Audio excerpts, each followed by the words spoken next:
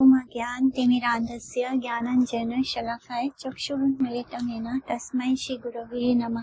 वाञ्छाकल्पतरुभ्यश्च कृपा सिन्धुभ्येव च पतितानां पावनेभ्यो वैष्णवेभ्यो नमो नमः। जय श्री कृष्ण चैतन्य प्रभु नित्यानंद श्री अद्वैत गदाधर शिवासादि गौर भक्तवृंद। हरे कृष्ण कृष्ण कृष्ण हरे हरे, हरे राम राम राम हरे हरे। तो अभी हम हैं मध्य खंड के चैप्टर 4 में और ऑलमोस्ट फिनिश होने वाला है चैप्टर 4। और फिर हमारा टेस्ट होगा in the month of November after 10 से लेके 15 के बीच में कोई भी डेट हो सकता है। तो पोर्शन पूरा रहेगा from chapter 1 to chapter 4, total 31 classes. तो आज का क्लास है 31। कल हमने देखा कि किस तरह चैतन्य महाप्रभु और नित्यानंद प्रभु जो हैं वो आपस में वो दोनों ही एक दूसरे की लीला को अच्छी तरह जानते हैं, समझते हैं, लेकिन सबके सामने वो ओपनली बात नहीं कर रहे हैं, संकेतों में बात करते हैं। जैसे चैतन्य महाप्रभु नित्यानंद प्रभु की स्तुति करते हैं, उनको दंडवत प्रणाम करते हैं और फिर कहते हैं कि भगवान ने मुझ पर कृपा करने के लिए आप जैसे भक्त को भेजा है। तो भक्त यानी नित्यानंद प्रभु। इसी तरह नित्यानंद प्रभु जो हैं वो बताते हैं कि जैसे वो पूरे ही भारतवर्ष में घूमते हैं, सारे तीर्थों के जितने भी धाम है उन सब के वो दर्शन करते हैं।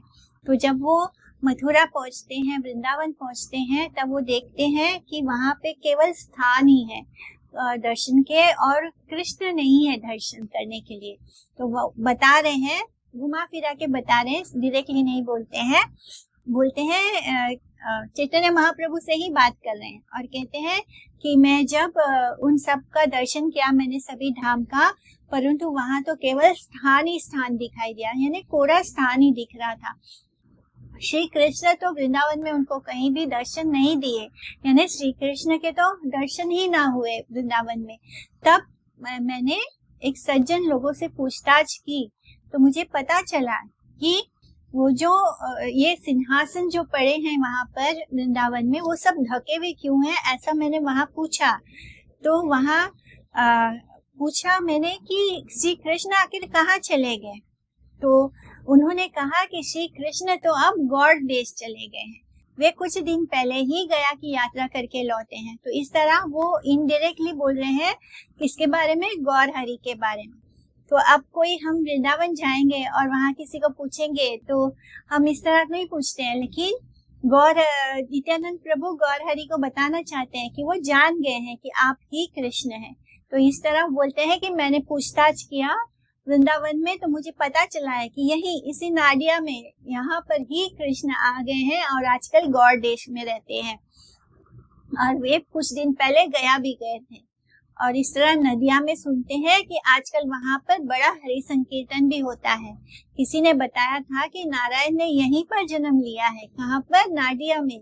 यहाँ पतितों का बड़ा उद्धार होता है। ये सुनकर मेरे जैसा पापी भी नाडिया में चला आया। तो वो कहते हैं कि भगवान ने मेरे ऊपर कृपा करने के लिए आपको भेजा है। और नित्यानंद प्रभु बोलते हैं कि मैं बड़ा पापी हूँ, मैंने अपना उद्धार करना था, इसलिए मैं नाडिया में आ गया, इसलिए मैं मायापुर में आ गया, नवद्वीप में आ गया। नित्यानंद ने कहा मैंने बहुत से तीर्थों का भ्रमण किया, किंतु वहाँ जिन जिन स्थानों से कृष्ण का संबंध है उन सबको ही कृष्ण शून्य देखा। लोगों से पूछा कि इन स्थानों पर सिंहासन खाली क्यों पड़े हैं, यहाँ पर इन पर विराजित होने वाले कृष्ण इन स्थानों और सिंहासनों को छोड़कर कहाँ चले गए हैं। पूछने पर सज्जन लोगों ने कहा कि कृष्ण जो है वो मथुरा मंडल छोड़कर गौड़ देश के नवद्वीप मंडल में चले गए हैं। वे कुछ दिन पहले गया भी आए थे और वहां से पुनः नवद्वीप को वापस चले गए। नित्यानंद ने कहा कि मैं पाप के भार से खिन्न हूँ। लोगों से सुना कि नारायण ने नवद्वीप से मायापुर में जन्म ग्रहण करके हरि संकीर्तन का आरंभ किया है। उसे सुनकर मैं पापी पतित उद्धार की कामना से आपके निकट पर आया हूँ। महाप्रभु द्वारा दोबारा नित्यानंद की स्तुति करते हैं। तो दोनों एक दूसरे की स्तुति ही कर रहे हैं। प्रभु बोले आमरा सकल भाग्यवान, तुम्ही हे ना भक्तेरा हैला उपस्थान। आजी कृत्य कृत्य है ना मनीला आमरा, देखिला ये तोमार आनंद वारी धारा। प्रभु ने कहा हम सब बड़े ही भाग्यशाली हैं, सौभाग्यशाली हैं जो आप जैसे भक्त यहाँ पर आकर उपस्थित हुए हैं। आज हम सब अपने को कृत्य कृत्य मान रहे हैं क्योंकि हमने आज आपके प्रेम आनंद के अश्रु धाराओं के दर्शन किए हैं। प्रभु ने उन्होंने गौरहरि के बारे में बोला तो गौरहरि अब नित्यानंद प्रभु के बारे में कहते हैं, उत्तर देते हुए कहते हैं कि आज हम लोगों का परम सौभाग्य है आप जैसे भागवत सेवक के आगमन से, और आपके आनंद अश्रु दर्शन से हम लोग कृतार्थ हो गए हैं। हासी या मुरारी बले तोमरा तोमरा, उहता ना बूझी किछु आमरा सवारा। शिवा सबले ना उहु आमरा की बूझी, माधव शंकर ये ना दोहे दोहा पूजी। गदाधर बले भाल बलीला पंडिता, सेई बुझी ये ना राम लक्ष्मण चरिता। केहा बले दुई जन ये ना दुई काम, केहा बले आमी किछु विशेष ना जानी। केहा बले दुई जन ये ना कृष्ण राम, कृष्ण कोले एना शेष आएला अपनी। केहा बले दुई सखा एना कृष्ण अर्जुन, सेई मठ देखिलाम स्नेहा परिपूर्ण। केहा बले दुई जने बड़ा परिचय, किछुई ना बूझी सब थारे थारे कय। एई मटा हरिषे सकल भक्त गणा, नित्यानंद दर्शन करे न कथन। तो इस तरह ये दोनों एक दूसरे से बातें किए जा रहे हैं, तो बाकी तो सब देख रहे हैं उनको। तो मुरारी गुप्त ने हंसते हुए कहा आप और आप दोनों ही जाने, सब बातें किए जा रहे हैं, हम सब तो कुछ भी नहीं समझ पा रहे हैं। फिर श्रीवास पंडित कहते हैं भला हम लोग क्या समझेंगे, यहाँ तो मानो माधव और महादेव दोनों ही एक दूसरे की पूजा कर रहे हैं। जैसे राम जी शिव जी की पूजा करते हैं, जब रामेश्वर पहुंचते हैं तो राम जी शिव जी की पूजा करते हैं और शिव जी कहते हैं कि वो राम जी के भक्त हैं और राम जी कहते हैं कि वो शिव जी के भक्त हैं। तो इसी तरह वो बोल रहे हैं कि श्रीवास पंडित ने कहते हैं कि ऐसे लग रहा है मानो माधव और महादेव दोनों ही एक दूसरे की पूजा कर रहे हैं। तब गदाधर ने कहा ठीक कहा पंडित जी, मुझे तो इन दोनों का चरित्र राम और लक्ष्मण जैसे लगता है। उनको सभी भक्तों को, उनके पार्षदों को धीरे धीरे ये फीलिंग अपने आप आ रहा है। किसी ने कहा कि ये दोनों जने मानो तो दो कामदेव हैं।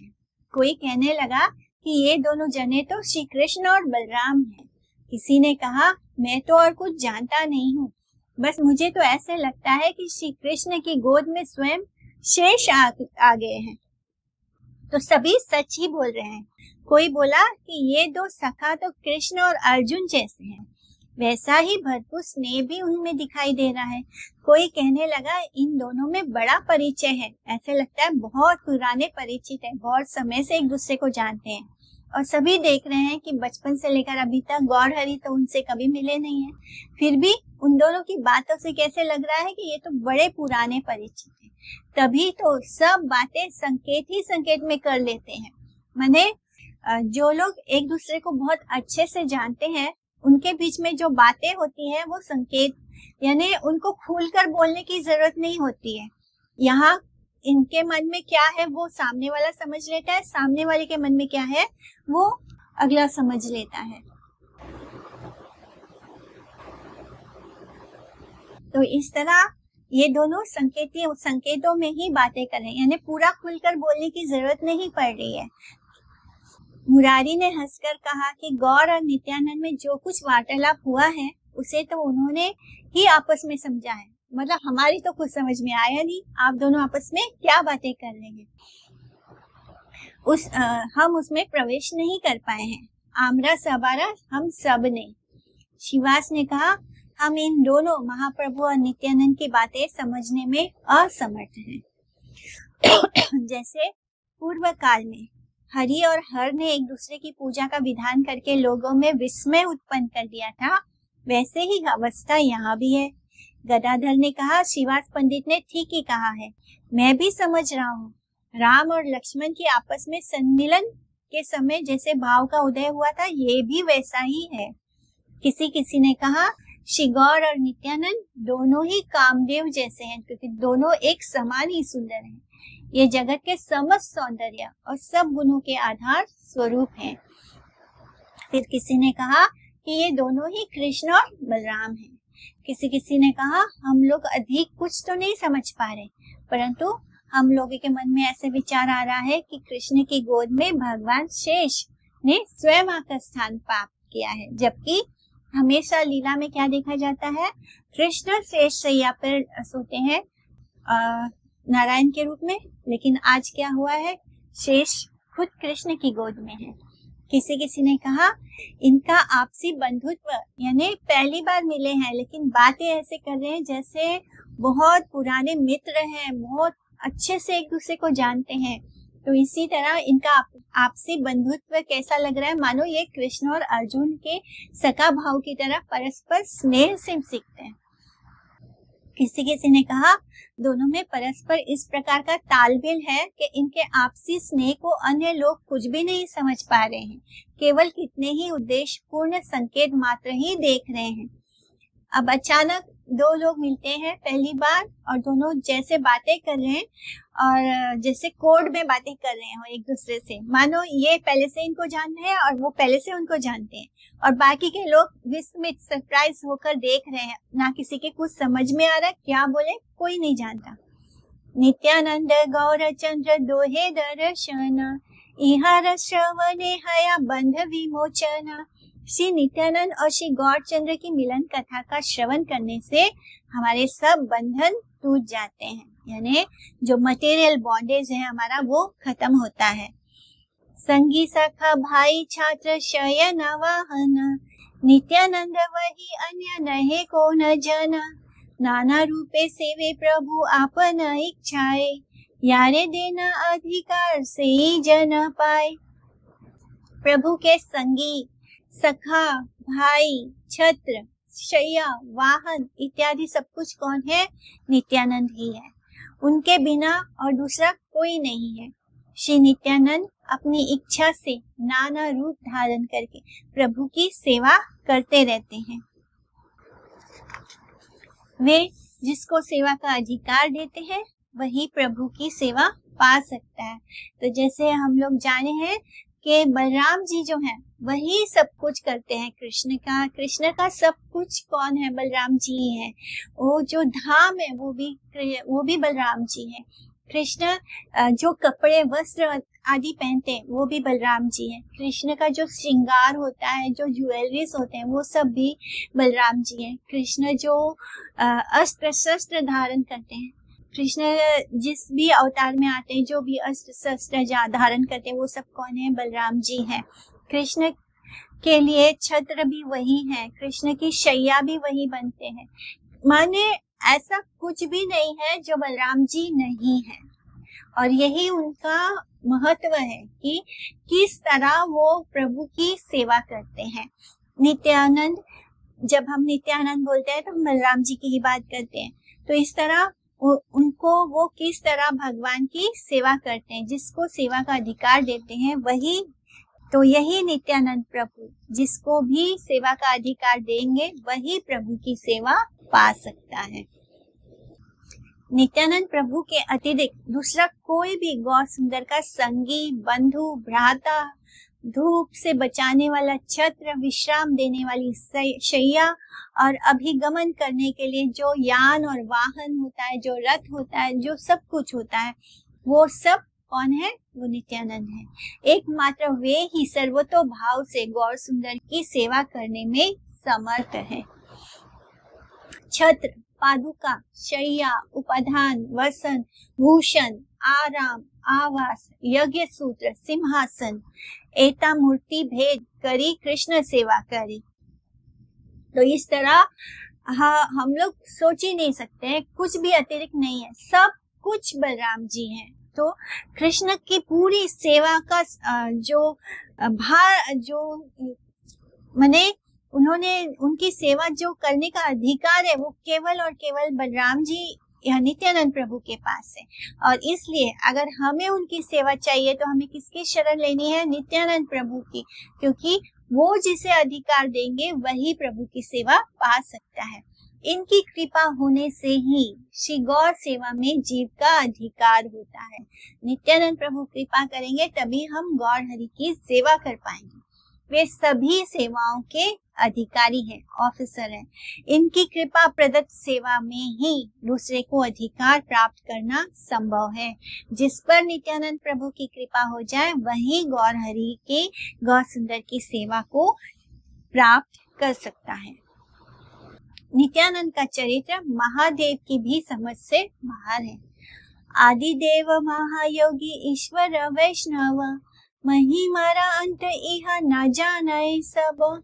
तो आदिदेव महायोगी ईश्वर और वैष्णव श्री महादेव भी इनकी महिमा को नहीं जानते हैं। नित्यानंद प्रभु की सेवा की महिमा की परिधि को जानना महादेव तक के लिए असंभव है। यद्यपि रुद्रदेव ईश्वर वस्तु एवं महासम्यक है, तथापि वे भी नित्यानंद के समान सर्वतोभाव से श्री गौर की सेवा के विधान में असमर्थ है।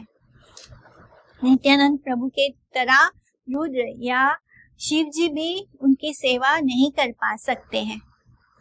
नित्यानंद की निंदा का फल, जो कोई नित्यानंद प्रभु की निंदा करेगा उसका क्या फल होता है? ना जानिया निंदे तारा चरित्र आघात, पाए याओ विष्णु भक्ति हया तारा भाद। यानी नित्यानंद प्रभु के अत्यंत आघात चरित्र को ना जानने के कारण जो उनकी निंदा करते हैं वे विष्णु भक्ति प्राप्त करके भी बाधा को प्राप्त हो जाते हैं। जो नित्यानंद प्रभु की दुर्बोध लीला का अनुगमन करने में असमर्थ होकर, यानी उनकी लीला को ना समझकर उनकी सेवा से रहित होते हैं, उनकी निंदा करते हैं, उनको किसी भाग्य से विष्णु भक्ति यदि प्राप्त भी हो गई हो तो भी उसमें बाधा और विघ्न उपस्थित हो जाते हैं।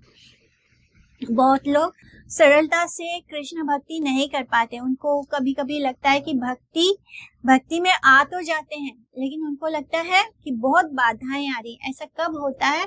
जब हमसे नित्यानंद प्रभु के प्रति अपराध हो जाए। अगर हमने बहुत अच्छे से प्रभु की सेवा करना चाहते हैं तो हमें नित्यानंद प्रभु की शरण लेनी चाहिए। निताई कृपा प्राप्त होगी तभी हम सरलता से गौर हरि की सेवा कर पाएंगे। जब हम ये जान लेते हैं कि जो नित्यानंद प्रभु है वही अधिकारी है हमें गौर हरि या कृष्ण की सेवा देने की, यानी वो जिस तरह से प्रभु की सेवा करते हैं ऐसा कर पाना किसी के भी समर्थ की बात नहीं है। यहाँ तक कि महादेव भी उनकी तरह सेवा नहीं कर सकते, ना ही वो नित्यानंद प्रभु की पूरी महिमा को जान सकते हैं। मैंने ऐसा क्या है जो नित्यानंद प्रभु नहीं है? भगवान की सेवा के लिए वो अपने आप को किस किस रूप में ढाल लेते हैं, क्या क्या बन जाते हैं, वो ही सब कुछ बन जाते हैं। यानी वो भगवान को कोई भी कार्य नहीं करने देते। यहाँ तक कि जो महाविष्णु है, महाविष्णु से ही पूरी बाद में सारे विष्णु आते हैं, तो वही फिर सृष्टि का क्रिएशन करते हैं। तो इस तरह हम देखते हैं कि सभी कुछ पूरा, जब हम ध्यान से दिमाग से सोचेंगे तो जानेंगे कि ऐसा कुछ भी नहीं है जो बलराम नहीं है। यानी सभी जगह हमको भगवान नित्यानंद प्रभु या बलराम जी ही दिखाई देंगे। इसलिए बलराम तत्व या नित्यानंद तत्व इतने इम्पोर्टेंट है। अगर वो चाहेंगे तो हमें प्रभु मिलेंगे, वो भी निर्विघ्न मिलेंगे। अगर वो नहीं चाहेंगे, अगर हमसे कोई अपराध बन गया बलराम जी के प्रति या नित्यानंद प्रभु के प्रति, जो कि गुरु तत्व है, इसलिए उनको गुरु तत्व कहा गया है, क्योंकि उनसे ही पता चलता है कि सेवा कैसे करनी चाहिए। प्रभु की सेवा में किस तरह अपने आप को पूरी तरह समर्पित करना है, समर्पण क्या होता है, ये नित्यानंद प्रभु से सीखते हैं हम, और इसलिए उनको गुरु तत्व कहा गया है। गुरु ही हमें बताते हैं कि भगवान की सेवा कैसे की जाती है। तो इसलिए नित्यानंद प्रभु के प्रति कभी भी दोष बुद्धि नहीं करना। ऐसी बहुत सारी लीला होगी क्योंकि वो प्रभु के बहुत ही क्लोज है। उन दोनों के बीच में क्या रिलेशनशिप है वो हम सब नहीं जानते। वो दोनों क्या लीला करते हैं वो हम सब नहीं जानते। ऐसी बहुत सारी लीला आगे होगी जो हमारी बुद्धि को नहीं समझ में आएगी। तो अनजाने में भी ऐसे कोई अपराध नहीं बनना चाहिए जिससे कि हमारी भक्ति में विघ्न आए। चैतन्य प्रिय देह नित्यानंद राम, हऊ मोरा प्राणनाथ ए मनस्का। श्री चैतन्य चंद्र की प्रिय देह है नित्यानंद राम, वे मेरे प्राणनाथ हो, यही मेरी मनोकामना है। अन्य पाठ में यानी श्रीला वृंदावन दास ठाकुर कह रहे हैं कि श्री नित्यानंद श्री चैतन्य चंद्र के जो प्रिय देह है, उनका जो प्रिय शरीर है वो ही नित्यानंद राम है, वे मेरे प्राणनाथ हो, यही मेरी मनोकामना है। ताहारा प्रसादे हैला चैतन्यता महती, ताहारा आज्ञा है लिखी चैतन्य स्तुति। तो उनकी ही कृपा से, क्योंकि वो उनके गुरुदेव हैं नित्यानंद प्रभु। तो श्रीला वृंदावन दास ठाकुर कह रहे हैं कि नित्यानंद प्रभु की कृपा से ही मेरी श्री चैतन्य चंद्र में प्रीति हुई है और उनकी आज्ञा से ही मैं चैतन्य चरित्र लिख पा रहा हूँ। रघुनाथ यदुनाथ ये नाम भेद, ए मता भेद नित्यानंद बलदेव। जैसे रघुनाथ और यदुनाथ में केवल नाम का ही भेद है। रघुनाथ कौन है? राम जी। यदुनाथ कौन है? कृष्ण। राम और कृष्ण में क्या भेद है? केवल नाम का भेद है। ऐसे ही नित्यानंद और बलदेव में भी केवल नाम मात्र का भेद है। दोनों के तत्व में कोई अंतर नहीं है। जैसे राघव रामचंद्र, यादव कृष्ण में वस्तुगत अभेद रहने पर भी लीला तारतम्य से नाम का भेद परिदृष्ट होता है, वैसा ही कृष्ण भिन्न गौ सुंदर के साथ नित्यानंद बलदेव की लीला के भेद के कारण नाम मात्र का ही भेद देखा जा सकता है। तत्व में भेद नहीं है, नाम में भेद है। संसारेरा पार हैया भक्ति रसागरे, ये डूबी वैसे भजू का नीताई चांदरे। तो जो कोई संसार सागर के पार होकर भक्ति समुद्र में डूबना चाहता हो, वह नित्यानंद चंद्र का भजन करे। तो अगर हम चाहते हैं कि हम भक्ति मार्ग में स्मूथली आगे बढ़े, तो हमें नित्यानंद प्रभु की शरण लेनी चाहिए, उनका भजन करना चाहिए। तभी हमारी भक्ति में कोई विघ्न उत्पन्न नहीं होंगे, कोई बाधा नहीं आएगी। अदरवाइज हम स्मूथली भक्ति नहीं कर सकते हैं। ये गाए ई कथा हैया तत्पर, संगोष्ठी रे तारे वर दाता विश्वंभर। जगते दुर्लभ बड़ा विश्वंभर नाम, सेई प्रभु चैतन्य सवारा धन प्राण। श्री कृष्ण चैतन्य नित्यानंद चांद जान, वृंदावन दास तछु पद युगे गान। तो जो कोई व्यक्ति प्रेम भक्ति पूर्वक इस चरित्र को गाएगा, उसको परिवार सहित विश्वंभर देव वरदान देंगे। यानी पूरे परिवार के साथ श्री विश्वंभर यानी चैतन्य महाप्रभु उसको वरदान देंगे। विश्वंभर नाम जगत में बड़ा दुर्लभ है। वे प्रभु श्री चैतन्य चंद्र ही सबके प्राण धन है। श्री कृष्ण चैतन्य और श्री नित्यानंद चांद जिनके जीवन है, वे वृंदावन दास उनके श्री युगल चरणों में का कुछ थोड़ा बहुत यशोगान कर रहे हैं। जो उन्हीं नित्यानंद के अनुगत्य में गौ सुंदर की सेवा में तत्पर होकर उनकी कथा का कीर्तन करते हैं, उनको बंधु बांधवों के साथ महाप्रभु वरदान देते हैं। श्री चैतन्य देव विश्व के सर्वस्व और चतुर्दश भुवनों के प्राण स्वरूप हैं। विश्वंभर नाम संसार में बड़ा ही दुर्लभ है। वे विश्वंभर ही श्री चैतन्य हैं। श्री विश्वंभर के प्रियतम सेवक श्री चैतन्य नित्यानंद चरण आश्रय की महिमा का गान करने वाले व्यक्ति भी दुर्लभ हैं। सभी के वैसे सौभाग्य के उदय की संभावना नहीं है, इसलिए ही विश्वंभर नाम का दुर्लभत्व है। तो देखते हैं कि अगर हम चाहते हैं कि हम अच्छे से भक्ति में आगे बढ़ें, भक्ति मार्ग में हमारा कोई विघ्न ना आए, तो हमें नित्यानंद प्रभु की शरणागत लेकर श्री गौरहरि की सेवा करनी चाहिए। कभी भी ऐसा अपराध नहीं करना चाहिए कि अगर उनकी कोई लीला देखकर हमको लीला ना समझ में आए तो यही समझना चाहिए कि ये कोई कॉन्फिडेंशियल लीला है जो कृष्ण और बलराम के बीच की है। जब दो लोग एक दूसरे को बहुत अच्छे से जानते हैं तो उनके बीच में बहुत सारी ऐसी बातें होती है जो बाकी के लोगों को नहीं समझ में आती है, तो उसके लिए हमें ना समझ हो सकते हैं, लेकिन हमें कभी भी ये अपराध नहीं करना चाहिए। नित्यानंद प्रभु के प्रति कोई अपराध नहीं करना चाहिए। उनके बारे उनकी लीलाओं को देखकर ये कुछ गलत धारणा नहीं करनी चाहिए, उनकी निंदा नहीं करनी चाहिए। तभी हम उनकी शरण लेकर, क्योंकि वो गुरु तत्व है, गुरु की शरण लेकर ही भक्ति में आगे बढ़ सकते हैं। गुरु से ही सीखते हैं कि भगवान की सेवा कैसे करनी है। तो इस तरह हमें नित्यानंद प्रभु की शरणागति लेकर आगे बढ़ना चाहिए भक्ति मार्ग में। श्री विश्वम्भर के प्रियतम सेवक श्री नित्यानंद चरणाश्रय की महिमा का गान करने वाले व्यक्ति भी बहुत दुर्लभ है। इस तरह इति श्री चैतन्य भागवते मध्य खंडे नित्यानंद मिलनम नाम चतुर्थो अध्याय। इति चतुर्थ अध्याय का गौड़ीय भाष्य समाप्त होता है। तो इस तरह हमारे 4 चैप्टर्स पूरे हो गए हैं। जो बाकी के चैप्टर्स थे वो बड़े ही बहुत ही इलॉबरेट थे, बहुत सारे श्लोकास थे उसमें।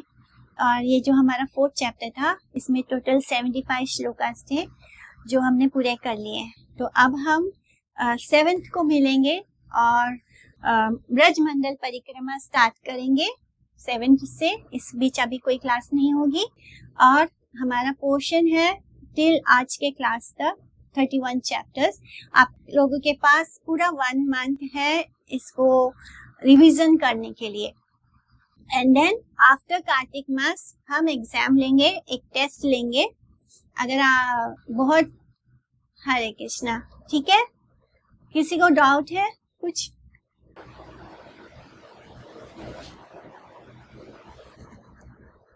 हरे Krishna. So can we stop here today? वांछा कल्पतरुभ्यश्च कृपा सिन्धुभ्येव च पतितानां पावनेभ्यो वैष्णवेभ्यो नमो नमः। आप सभी को दंडवत प्रणाम। हरे कृष्णा।